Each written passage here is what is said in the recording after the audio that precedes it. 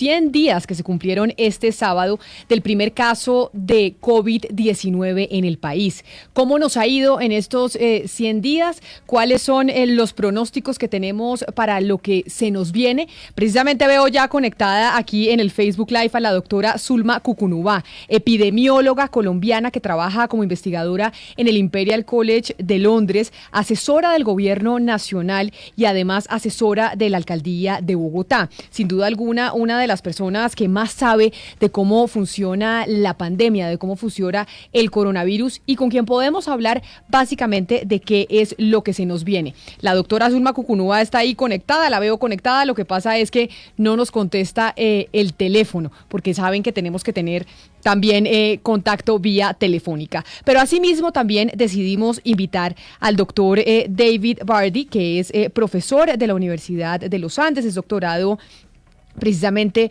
de economía y es una de las personas que hace, yo diría, un mes más o menos, en mayo, fue el primero que habló de si habríamos empezado la cuarentena muy temprano, si resulta que cerramos muy temprano.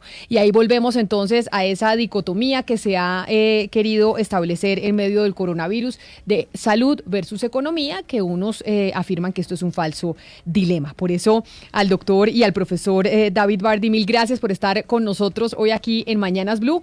Gracias por acompañarnos, bienvenido. No, muchas gracias por la invitación, Camila. Profesor, ¿cómo pronuncio su nombre? ¿Usted de dónde es? Soy francés, pero David Bardet se dice. David Bardet. No hay problemas. Ah, perfecto. No, es que no tenía ni idea, profesor. Profesor, y lo hemos invitado precisamente para hablar de esa publicación que hizo usted en uno de los blogs del periódico El Espectador en mayo, en donde nos cuestionábamos pues muchas cosas acerca de esta pandemia que básicamente es nueva para el mundo entero y los gobiernos no sabían cómo reaccionar. Ya pasaron 100 días del primer caso de coronavirus que tenemos o que tuvimos en Colombia. Usted planteaba que tal vez en Colombia nos encerramos un poquito muy temprano y que debimos haberlo hecho más tarde. ¿Por qué? De hecho, generalmente yo cuando hablo del COVID o cuando escribo sobre el COVID, mis títulos de las entradas tienen punto de interrogación, porque realmente no tengo ninguna certeza y hay muchas incertidumbres que hay que manejar, por lo cual prefiero empezar diciendo que no sé si nos encerramos demasiado temprano. Yo creo que la lógica del encierro fue de comprar tiempo y preparar el sistema de salud, especialmente las UCIs. De hecho, yo creo que hay dos cuellos de botellas. Siempre se habla de los respiradores, pero hay también todo el talento humano. Hay pocos médicos, digamos, formados para trabajar en UCIs. Y entonces hay que ampliar la capacidad, pero yo creo que es algo igual limitado.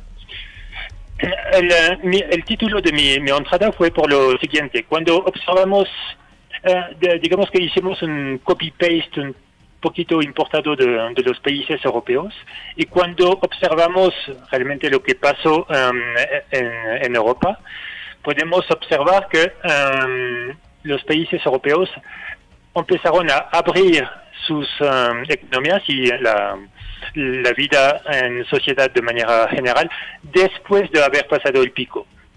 Acá en Colombia, pero como en muchos países del continente, lo que podemos observar es que estamos reabriendo la vida de la sociedad económica antes de pasar el pico. Es decir, en un momento donde deberíamos tratar de controlar mucho la tasa de transmisión, de reproducción del virus, tenemos que reabrir, porque yo creo que la economía no da mucho más. Claro, pero profesor Bardi, perdón, lo interrumpo, pero entonces lo que dicen obviamente nuestras autoridades y es que no nos encerramos muy temprano porque básicamente hoy estamos viendo buenos resultados en términos de contagios y de muertes comparado con el resto del mundo, precisamente porque nos encerramos cuando estábamos viendo lo que estaba sucediendo en Italia o en España, que pues fue una catástrofe.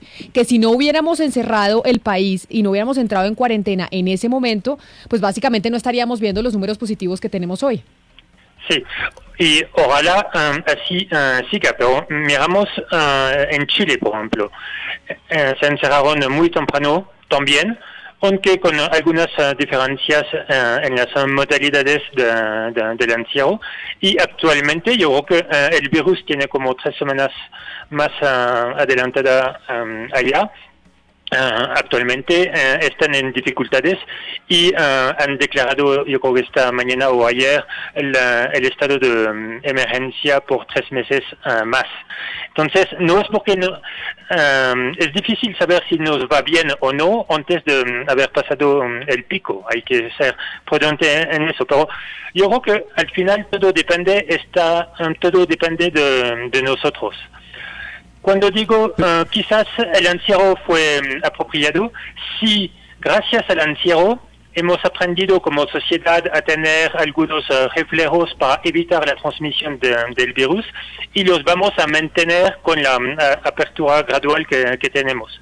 Pero si al contrario tenemos gente ya agotada por el encierro y que se va a relajar más, puede ser peor porque estamos justo en momentos que sería crucial poder controlar la tasa de reproducción del virus. Entonces, yo no sé, yo creo que va a depender de cómo reacciona la sociedad después de 2 meses de encierro, si va a mantener algunos reflejos para limitar la propagación o si al contrario, por agotamiento, la gente se va a relajar demasiado. A las 12 del día, 23 minutos, profesor, gracias. Es que nos conectamos con la doctora Zulma Cucunubá, precisamente como la anunciábamos, epidemióloga colombiana que ha venido trabajando como investigadora en el Imperial College de Londres y además está asesorando al gobierno nacional y a la alcaldía de Bogotá en estos temas. Doctora Cucunubá, bienvenida, qué placer tenerla con nosotros hoy aquí en Mañanas Blue cuando estábamos hablando de los 100 días del primer contagio de coronavirus en nuestro país. Gracias por acompañarnos. Buenos días, Camila, ¿cómo están? Gracias por la invitación. Estábamos hablando con el profesor Bardi de la Universidad de los Andes, que ha venido escribiendo unas columnas en el periódico El Espectador, haciendo algunos cuestionamientos sobre el coronavirus, la manera en que lo hemos venido manejando. Doctora Zulma, usted que es básicamente la experta en estos temas, usted es la que sabe, le hago la pregunta del millón que se están haciendo muchos. ¿Usted cree que la cuarentena empezó un poquito temprano y que tal vez en este momento donde estamos viviendo unos picos mucho más altos, que de verdad necesitamos estar guardados, pues ya la gente está cansada, ya la gente lleva mucho tiempo encerrada y de pronto no aguanta, como dice el profesor Bardi? Bueno, yo creo que es muy, digamos, lograr el timing adecuado de cualquier tema en una pandemia es bastante complicado, pero lo cierto es que si no se hubieran realizado las acciones que se realizaron, es decir, hace rato que ya tendríamos miles de casos y hace mucho rato que ya se hubiera superado con creces la capacidad del sistema de salud. Lo que hizo la cuarentena pues fue básicamente desplazar inicialmente el arranque de la epidemia y ese desplazamiento pues por mucho debe ser aproximadamente unos entre 2 o 3 meses que se ha desplazado hacia la derecha, pero no es como que si ahorita entráramos en cuarentena sería el momento adecuado. No, ya sería demasiado tarde, porque es decir, ni siquiera los países europeos entraron tan tarde en la cuarentena como para nosotros haber entrado al día de hoy. Claro, doctora Cucunubá, la epidemiología no es una ciencia exacta.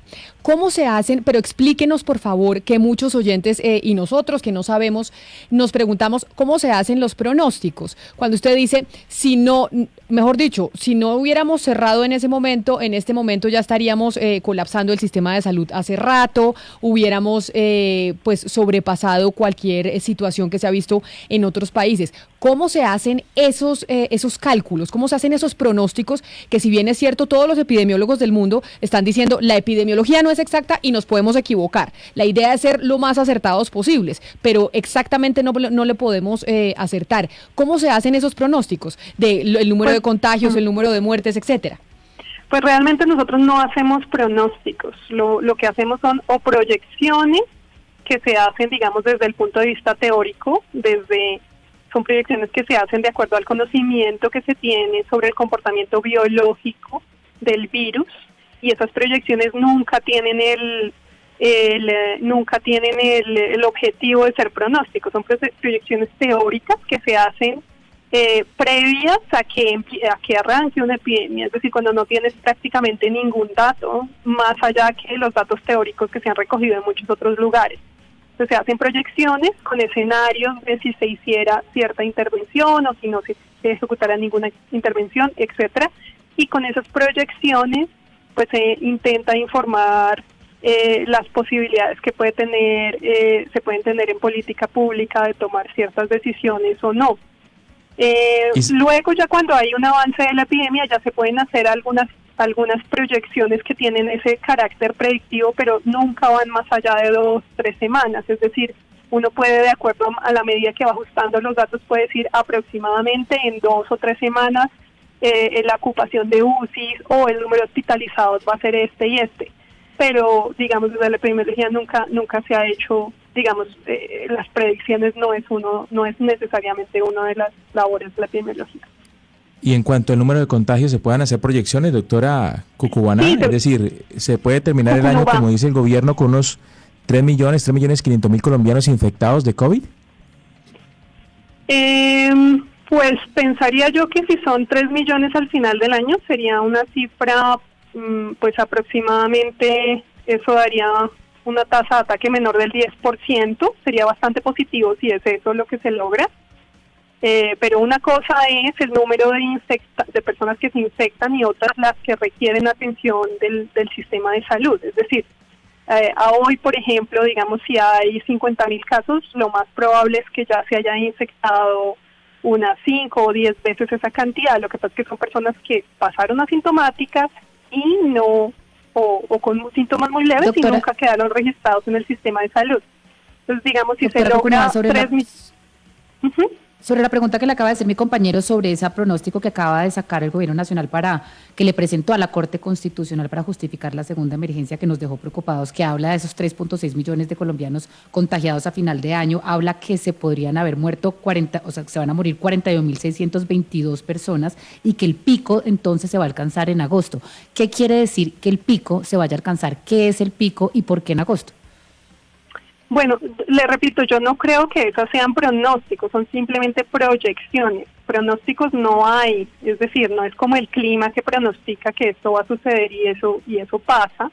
No, en epidemiología no existen pronósticos, existen proyecciones, asumiendo que hay ciertos escenarios, la gente se comporta de cierta y cierta manera, el número de contactos permanece en esto, teniendo en cuenta todo eso, el virus permanece siendo sin digamos cambios de acuerdo a la estacionalidad del clima, etcétera, etcétera. Son muchos supuestos y muchos en los cuales hay incertidumbre. Si todas esas condiciones se mantienen, entonces se hacen unas proyecciones, pero nunca buscan hacer pronósticos. Eso quiero que quede muy claro.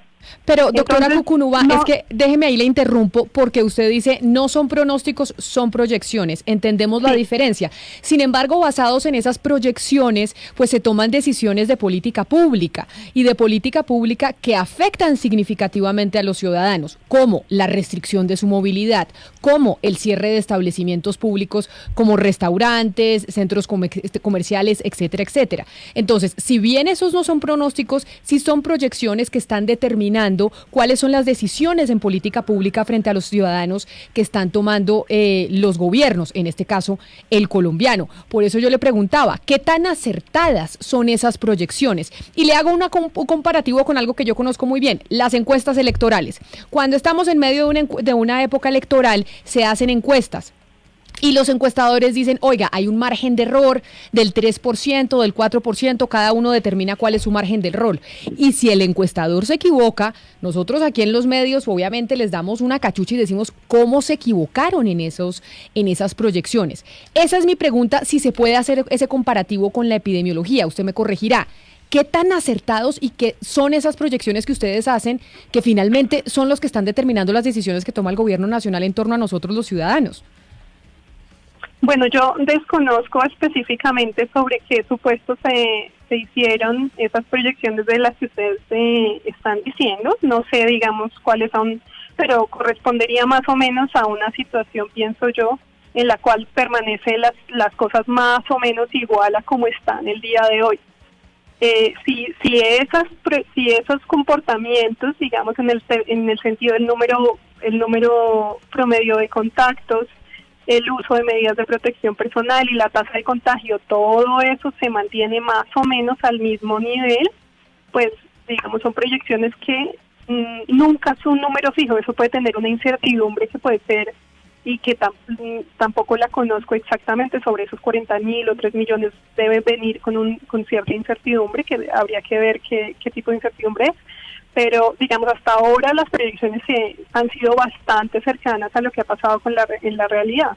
Es decir, pero saber si todas esas condiciones se mantienen es muy difícil, porque no sabemos si los ciudadanos se van a comportar igual durante el resto de los meses a cómo se están comportando hoy. No sabemos si habrá otros factores que puedan llegar a tener importancia, como por ejemplo el hecho del desempleo, como una serie de cosas que al final impactan en la actitud de las personas y en los comportamientos que tienen cada día. No sabemos, doctora, por ejemplo, ¿Sí? Doctora Cucunúa, es que recientemente hubo una serie de diferencias entre usted y el ministro de Salud, y concretamente lo que tiene que ver con el famoso aplanamiento de la curva. El ministro decía que ya estábamos cerca de aplanar la curva, que es lo que estamos aspirando para que descienda el número de personas contagiadas. Usted lo confrontó de alguna forma y le dijo que no, que todavía no estábamos cerca de aplanar la curva. Según esas proyecciones que usted conoce muy bien, doctora Cucunúa, ¿cuándo Colombia va a lograr aplanar la curva de contagios? Eso no es algo que sepamos cuándo va a ocurrir, es decir, como es una pandemia de largo plazo, es decir, como estamos haciendo muchos esfuerzos todos para que haya menos contagios, lo que uno espera es que se alargue en el tiempo, pues mucho tiempo, meses, años, pues saber en qué momento van a haber unos momentos en que está más plano que en otros momentos. La definición del aplanamiento de la curva es algo que ocurre ya después al final, en retrospectiva uno ve y dice, ok, bajo estas medidas y bajo estas circunstancias se logró aplanar, pero no es algo que a priori uno pueda determinar y no es algo que haya ocurrido ni que creo yo que vaya a ocurrir en un corto plazo. Doctora Cucunúa, el modelo de Medellín, pues se ha hablado mucho, no solamente aquí a nivel nacional, sino también en algunas publicaciones internacionales. Yo quería que usted nos explicara un poco la relación del éxito con las muestras que se hacen. Hasta el momento se han hecho 60.338 muestras. Al día de hoy hay 386 casos activos y en el departamento, por lo menos en el departamento de Antioquia, hay 6,5 millones de personas. Uno cómo calcula que se está haciendo suficiente cantidad de muestras en el departamento de uno o en la ciudad de uno. Es una excelente pregunta, no es fácil de determinar, pero digamos la OMS ha trazado una aproximación a cuál sería el número de pruebas ideal y sería aquel que logre una positividad del 10%, inferior al 10%. Entonces, digamos, departamentos como Antioquia, Boyacá, Santander mantienen positividades que son por debajo del 10%, bien por debajo, 1, 2, 3%, lo cual indica que la mayoría de los contagios y los nuevos casos que van apareciendo logran ser rastreados, ellos y sus contactos, y logran controlarse y hacerse la contención. Cuando se supera el 10%, realmente ya nos indica que la contención es mucho más difícil y que hay una transmisión que está por fuera de control. Doctora Cucunúa, digamos, no es una cifra como por habitantes. Yo no estoy de acuerdo en utilizar como que un número de pruebas por habitantes, no tiene ningún sentido.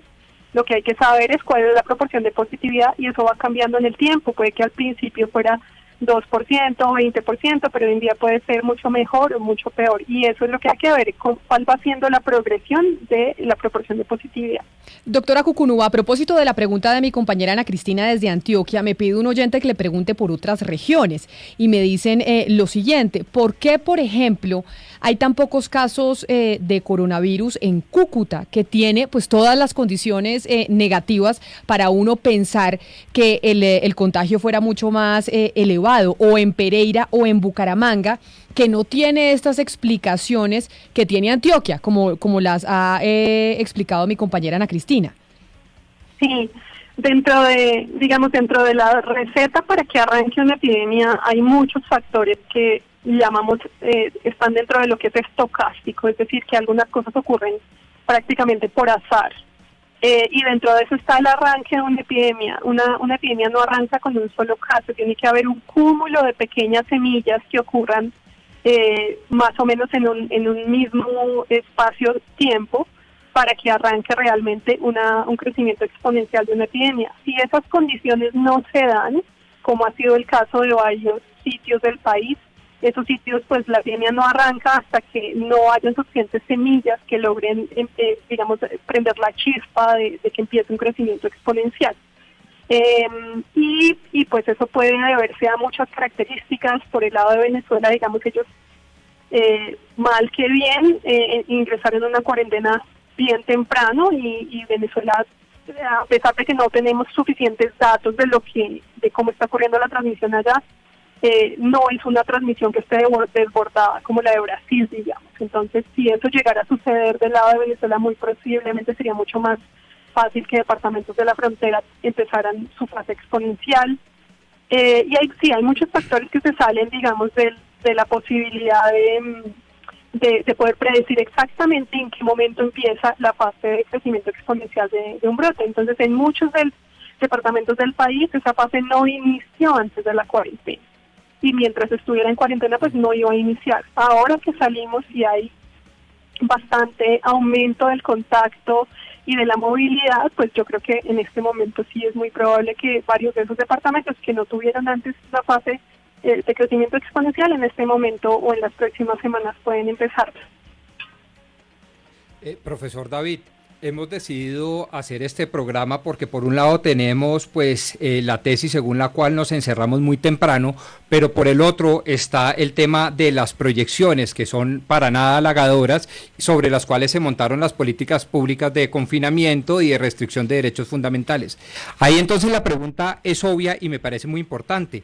¿Hubiese podido el gobierno nacional o incluso alguno local, pero quedémonos en el ámbito nacional, hubiese podido el gobierno nacional construir una política pública desconociendo esas proyecciones? Es decir, ¿el gobierno tiene alternativas distintas desde el punto de vista científico y fáctico para construir una política pública diferente?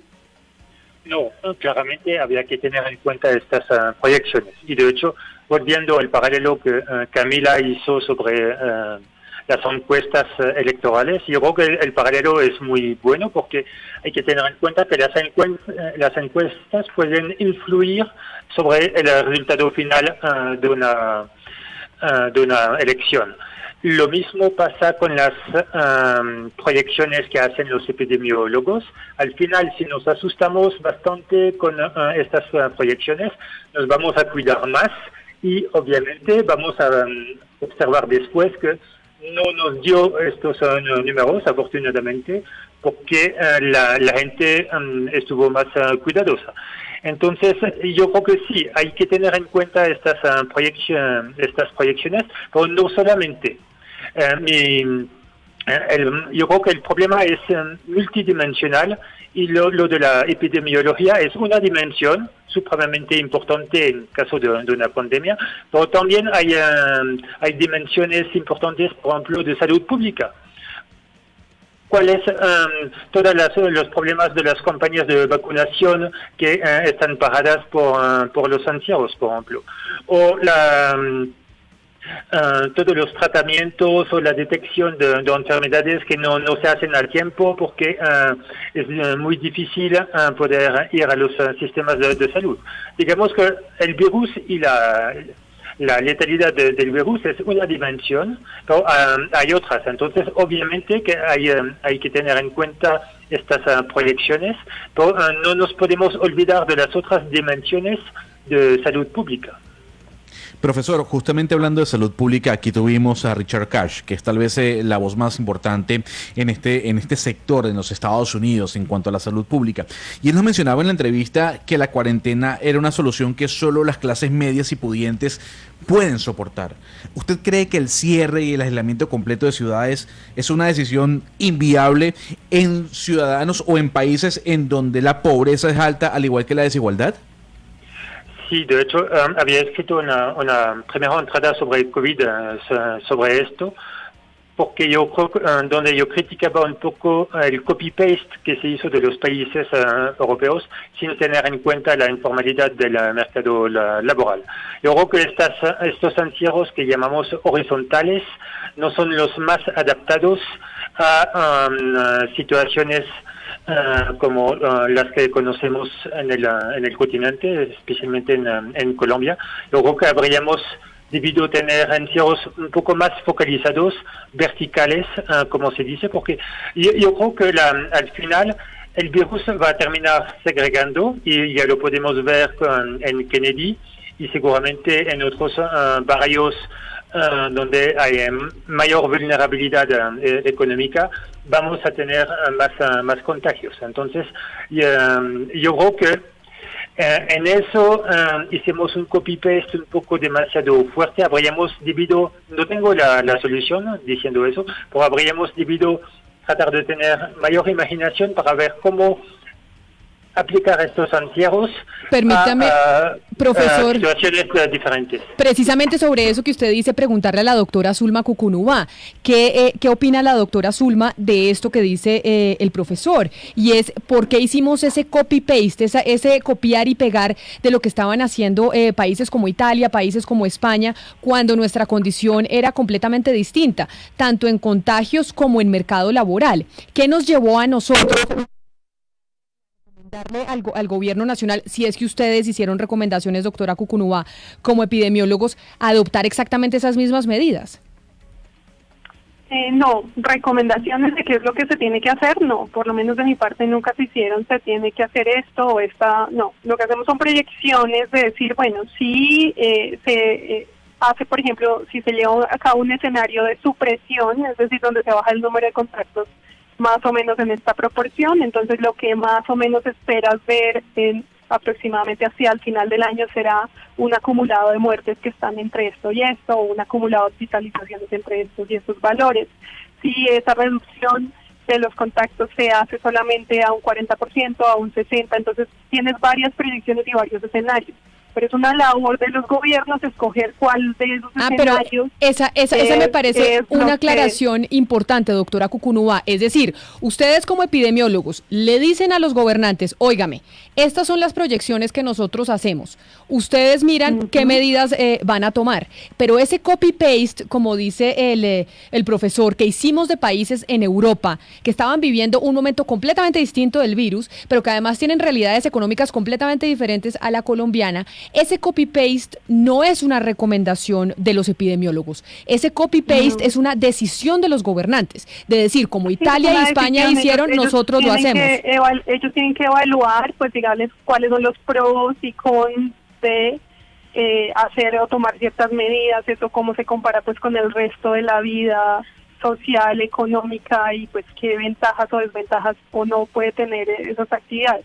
Igual saber cuánto la población va a responder es muy difícil, es decir, y cuál, digamos, dentro de todas estas variables que le digo que son un poco aleatorias, van a jugar en contra tuyo, es muy difícil de anticipar. Digamos, si por ejemplo tú ves el caso de Paraguay, por decir algo, o algunos pequeños países que tienen condiciones, que hoy en día es mucho más claro, eso no lo sabíamos hace 3 meses. Ellos hicieron sus cuarentenas iniciales y lograron un estado de supresión. Entonces, en este momento reabrir sus economías para ellos que llevaron a cabo estrategias bien tempranas, pero en estos momentos ellos pueden abrir sus economías, de hecho, mucho más fácil porque están teniendo hace más de un mes que no tienen casos o muertes. Pero claro, cuando estás en un país mucho más grande, mucho más denso, donde hay muchas otras variables jugando ahí, es mucho más complicado. Entonces yo creo pues que es una decisión que varios gobiernos optaron por tenerla, diferentes medidas, digamos una variedad de medidas, y pues y pues ellos son los que tienen que evaluar qué tanto esas medidas, pues es decir, las pueden sostener o no a largo plazo. Es decir, siempre en las proyecciones fuimos muy claros en todos los países, en todos lados, pues que esto es un problema de largo plazo, no es algo que se fuera a solucionar con una cuarentena de un mes, ni que esto se fuera a acabar ahí totalmente, sino que, pues es decir, en la medida en que entre más controlemos la pandemia, pues digamos más se alarga en el tiempo, pero pues menos muertes directas de la pandemia se van a obtener. Pero entre menos la controlemos, pues digamos la pandemia, si se deja sin control, avanza muy rápidamente y pues las cifras pueden llegar a ser bastante de una letalidad bastante alta, como por ejemplo lo que ha pasado en Nueva York u otros sitios donde se dejó avanzar muchísimo hasta el punto en que ya cuando se toman las medidas ya se ha acumulado un gran número de muertes y un exceso de mortalidad bastante alto. Doctora Cucunova, lo cierto es que Colombia en este momento ya reabrió casi el 80% de su economía y estamos el lunes, entre el lunes y el martes presenciamos 4.000 nuevos contagios, estamos en el nivel más alto de contagios, un tema preocupante. Pero yo le quiero preguntar, este tiempo que hemos estado encerrados, el gobierno hizo algunas promesas, dijo por ejemplo que iba a invertir casi 13.7 billones de pesos en el sistema de salud, solamente ha invertido 1.5 billones de pesos. Por otro lado, no han llegado los ventiladores que prometieron, las pruebas todavía tampoco están en la cantidad que prometieron, las UCIs tampoco. Entonces, cuando uno ya mira para atrás y uno dice, listo, cumplimos estos 100 días, usted siempre nos ha dicho, la curva se desplaza, esto no es que simplemente estamos ganando tiempo, el gobierno en Colombia sí ha aprovechado estos días como tiene que aprovechar teniendo en cuenta el impacto económico, porque yo miro todos los indicadores y no es mucho lo que se ha logrado, ni siquiera se ha invertido el 80% de la plata en el sistema de salud. Sí, yo no sabría decir en detalle, digamos, no conozco de cerca exactamente qué inversiones o no se han hecho. Digamos que lo que uno puede palpar más desde los datos que ya están es, por ejemplo, el aumento en el número de unidades de cuidado intensivo. A comienzos antes de la pandemia era aproximadamente 5.500 unidades, hoy en día son aproximadamente 6.800, entonces pues digamos un aumento de 1.300 unidades es importante, claramente no es suficiente, hasta donde sí hay planes de aumentarlas hasta 10.000 y eso debería idealmente ya estar listo.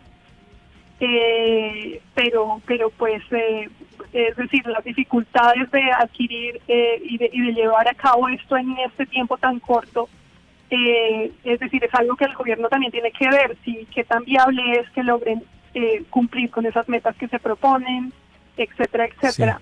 Sí. En el sentido de pruebas diagnósticas es algo similar, es decir, a comienzos de marzo, en la primera semana de marzo había un laboratorio en el país, hoy en día hay más de 80 laboratorios con capacidad de hacer diagnóstico en todo el país. Claramente eso es una mejoría enorme, pero que la severidad de la pandemia amerita que se aumente mucho más esa capacidad y eso es lo que aún no sabemos si se va a lograr en un corto plazo. Y una parte que me parece muy importante es que la población haya entendido el tema del autocuidado y no sé, digamos, claramente nosotros en Colombia y en general en América Latina no estamos acostumbrados a cosas que de pronto países asiáticos llevan muchos años haciendo, como es la distancia, utilizar correctamente tapabocas. Entonces esos cambios culturales que se lleven a cabo 3 meses no es necesariamente algo tan fácil, pero lo que hay que ver es, bueno, ¿se han hecho o no se han hecho esfuerzos para que eso sea así? Yo creo que se requieren hacer muchos más esfuerzos aún. Un tema que a mí me preocupa mucho, si ustedes ven las fotografías, por ejemplo, de los hospitales y los médicos atendiendo a pacientes de COVID, en marzo se fijan nada más en la calidad de los equipos de protección personal que ellos tenían en marzo, no se parecen para nada a la calidad y los procedimientos que tienen hoy. Es decir, de no haber tenido este tiempo de entrenamiento y de provisión de conocimiento y de aprendizaje, muy seguramente al día de hoy tendríamos un gran número de médicos y personal de salud que habrían fallecido con todo el impacto que tiene eso para el sistema de salud. Doctora, yo creo que hay unas ganancias, pero no es suficiente. Pero sobre el comportamiento de la población quiero justamente preguntarle, porque ya buena parte de los colombianos sienten fatiga por la cuarentena, sobre todo la población mayor, incluso algunos adultos mayores muy queridos y destacados en el país han entutelado al gobierno para que se les permita hacer una vida similar a la de todos los ciudadanos por estos días de pandemia. ¿Usted cree que eso es conveniente, que los adultos mayores salgan, que se acaben las restricciones para esta población? Digamos, el enfoque en muchos países ha sido, hay unas poblaciones que tienen mayor riesgo, y esas poblaciones pues idealmente se debe proveer los recursos para que estas poblaciones puedan protegerse, dado que el riesgo de ellos es mucho mayor. Yo creo que manejar el tema desde el punto de vista restrictivo no necesariamente es la mejor solución. Digamos, el esfuerzo idealmente debería ser a más que ser coercitivo, debería ser a convencer a las personas de la necesidad de adoptar ciertas conductas, de la necesidad de protegerse, y de proveer los medios, digamos, la pedagogía, los implementos, la información suficiente para que las personas puedan tomar esas medidas. Yo creo que hay mucha más claridad acerca de qué son exactamente los espacios de riesgo. Sabemos, por ejemplo, hoy en día que el estar al aire libre es de mucho menor riesgo que el exponerse a espacios cerrados, concurridos y sin ventilación. Entonces, digamos, manejar una serie de conductas que sean razonables y que tengan un mayor énfasis en las poblaciones que están en mayor riesgo. Yo creo que eso está bien. No necesariamente eso implica que tengan que estar encerrados. No, yo creo que es una serie de conductas que llegan a reducir el riesgo de que se contagien, y eso incluye que si salen pues estén más en espacios abiertos que en espacios cerrados. Doctora Cuculúa, pero mire, quiero trasladarle una pregunta de un oyente a propósito de lo que usted está diciendo, y es Antonio José, y me dice: por favor, Camila, pregúntele a la doctora Zulma si otros países en este momento están buscando frenar o detener la propagación del virus, como es el caso de China, de Nueva Zelanda, de Vietnam y de Taiwán. ¿Por qué razón nosotros en Colombia, el gobierno colombiano, habla de contagio a todos poco a poco? Esta estrategia con la apertura, etcétera, etcétera, del gobierno colombiano, ¿usted la entiende como que al final se busca que todos nos vayamos a contagiar y lograr al final la inmunidad del rebaño? ¿Ese es el objetivo que estamos teniendo en Colombia al final? Yo honestamente no lo creo, porque lograr inmunidad de rebaño, de acuerdo a los cálculos más optimistas, sería al menos el 50% de la población. Y si las cifras que usted me dice son adecuadas, que están proyectando a final del año 3 millones de infecciones, eso equivale a menos del 10%. Es decir, eso es lejos de una inmunidad de rebaño. Yo pienso que es más para mantener el sistema de salud en capacidad de responder. No creo que la estrategia sea, digamos, intencionalmente llegar a la inmunidad de rebaño, o al menos con las cifras que usted me dice no pareciera, porque claramente 3 millones es menos del 10% de la población. Ahí es donde entonces entramos con el tema de las cifras, doctora Cuculúa. Ricardo Ávila, en el periódico El Tiempo, el fin de semana pasado, hacía un documento que tal vez usted lo leyó, no sé si lo leyó, en donde hablaba de que tal vez nos encerramos un poco temprano, y hablaba de los errores en las proyecciones, en donde en algún momento se dijo que para esta época tendríamos en Colombia, sin cuarentena, si no nos hubiéramos encerrado, tendríamos en Colombia aproximadamente 30 millones de contagios y casi 300.000 o 350.000 muertes. Todas esas cifras, esta que hablamos de los 3 millones que le mandan a la Corte Constitucional, estas que publicó Ricardo Ávila en El Tiempo, esas cifras de esas proyecciones, ¿de dónde salen? ¿O en dónde le puede hacer uno seguimiento a esas proyecciones para también hacerle un cuestionamiento, porque basados en ellas están tomando decisiones fundamentales para todos los colombianos? Bueno, yo exactamente esa cifra de los 30 millones y 300.000 muertes, no sé exactamente qué proyecciones son. Yo creo que son las proyecciones del Instituto Nacional de Salud, puede ser.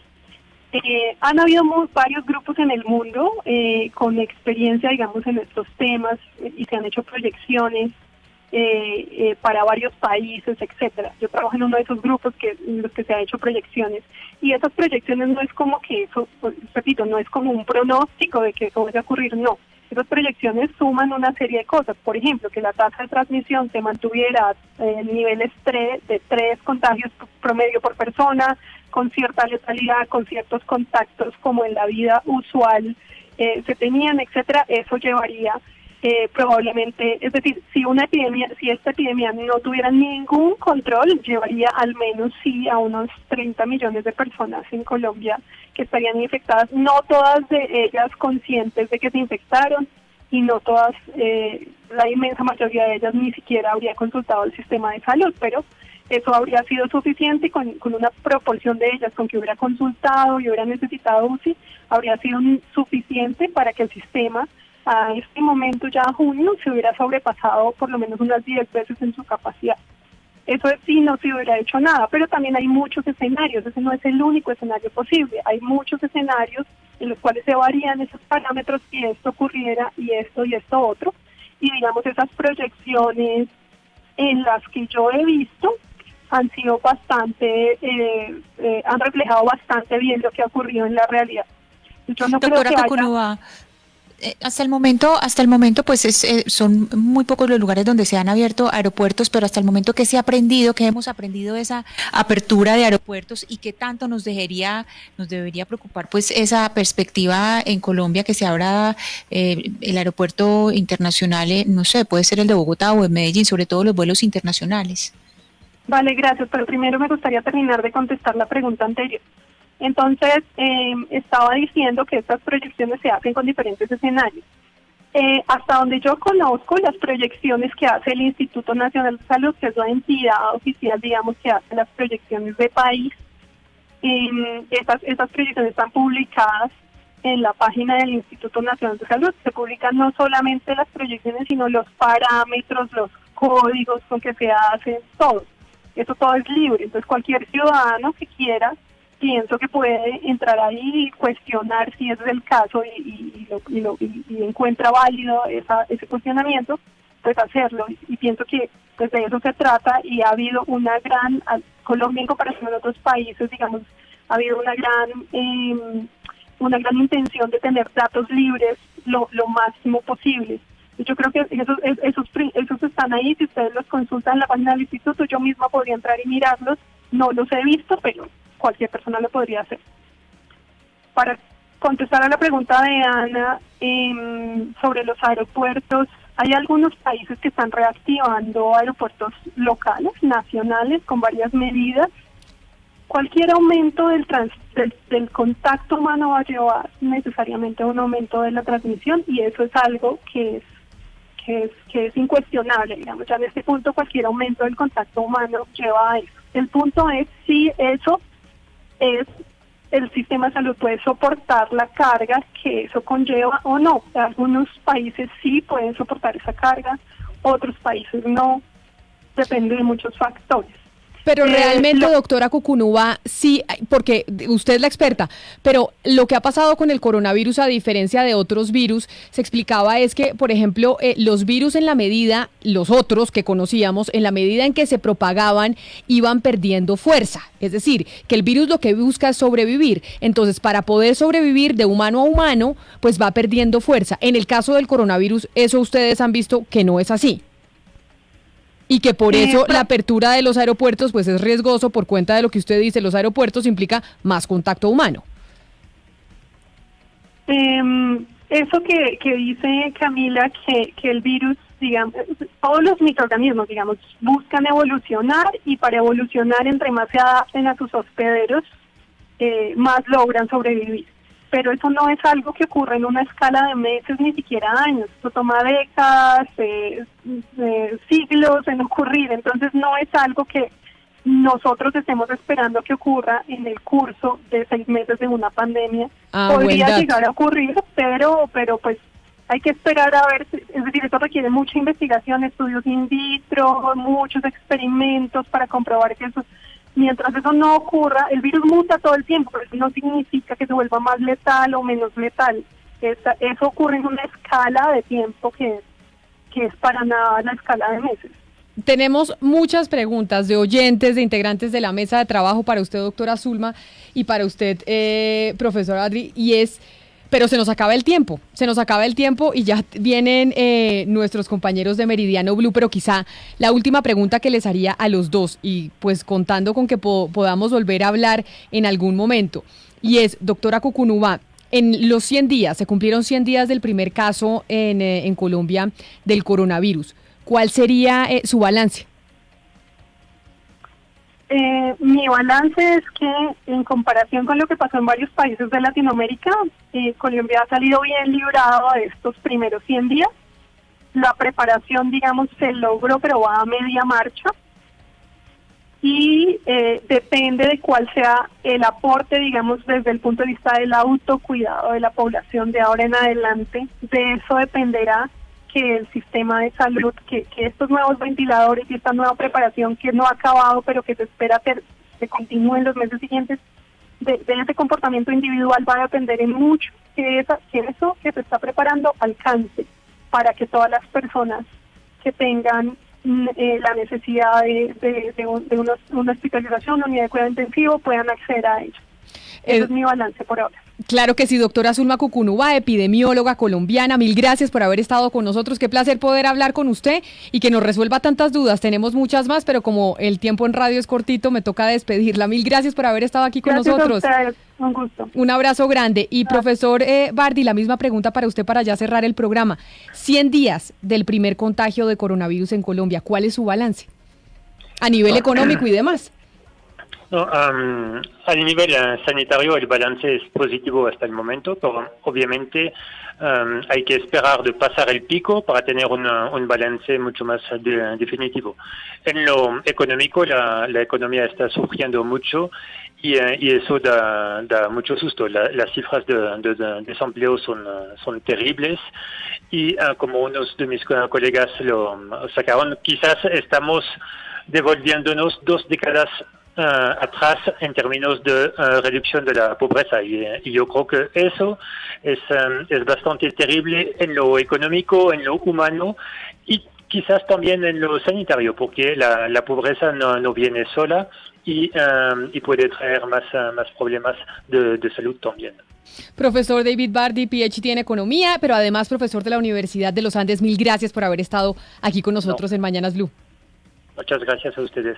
Y a ustedes mil gracias por habernos acompañado. También le robamos unos minuticos a Meridiano Blue a propósito de los 100 días del coronavirus en Colombia, el balance con la epidemióloga de cabecera del Gobierno Nacional, la doctora Zulma Cucunúa, y con el profesor Bardi de la Universidad de los Andes para mirar el aspecto económico que esto le ha generado a nuestro país. A ustedes gracias por habernos acompañado y nos encontramos de nuevo mañana a las 10:30 de la mañana. A esta hora.